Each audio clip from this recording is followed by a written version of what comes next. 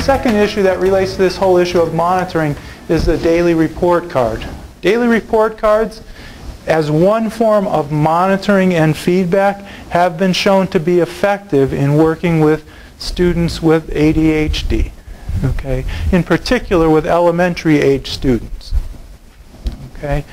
We can also use a form of daily reports, more like a check-in, check-out system with middle and high school students, or high school students in particular. So daily goals, breaking those down, similar to working on a token economy type of system, explaining it to the students, and reinforcement provided at home based on school performance, and rewards available. Now,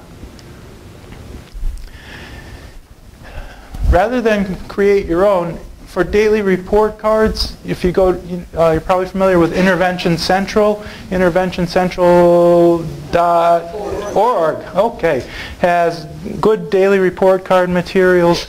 And then Greg Fabiano and his colleagues at the University at Buffalo, the folks at the University at Buffalo, so in the way of resources, you really should have this link. This is a 10-page little pamphlet that they've developed on daily report cards for people in schools and for parents and psychologists and special educators to use. So I want you to be aware of that. It's really nicely developed, and it's focused on kids with ADHD.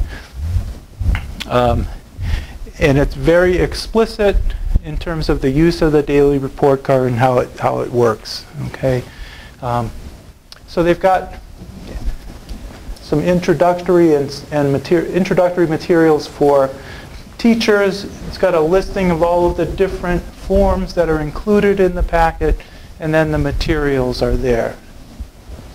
Okay, so this is how to establish it, and so on and so forth. And this is an example daily report card. I'm sure that you've used those, but that's a nice resource to have. Okay? So daily report cards can be very useful for elementary age students with ADHD in particular. But basically, these are the kinds of things that we're working toward. Working toward goals, working toward specifying a small number of goals at a time, giving feedback about performance, and providing subject or class period wise feedback. If we take a system like that, I'm going to talk about this for a minute.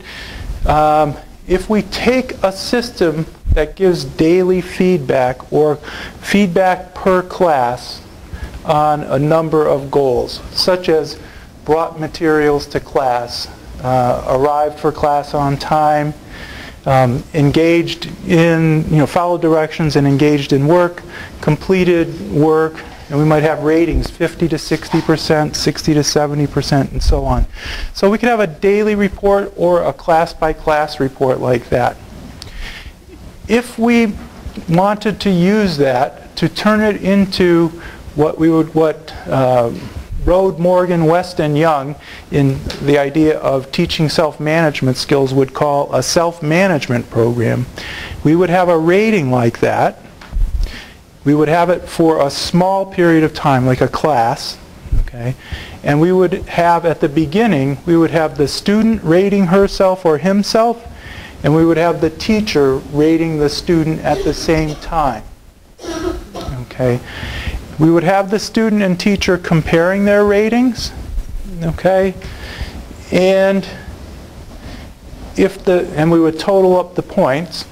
If the student ratings are within 1 point of the teacher's, the student earns all of the points, or match or within 1 point, the student earns all of the points that he or she gave himself. Okay, if the student rating is, actually if they match, they get a bonus point. If they're within 1, they get to keep all the points, and if they're 2 or more away, they don't get any points that day.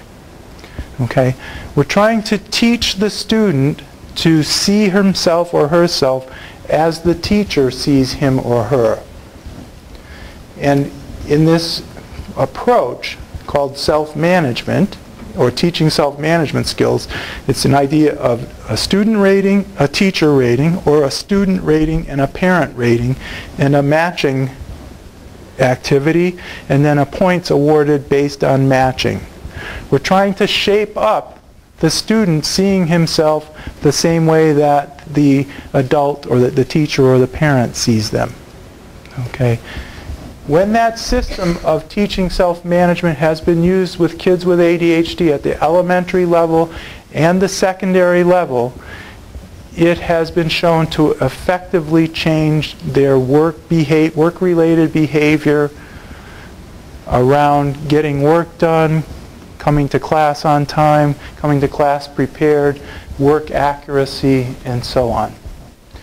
And that's the foundation that Steve Evans and his colleagues have been using for middle and high school students to teach locker organization, backpack organization, desk organization skills, keeping an assignment calendar skills.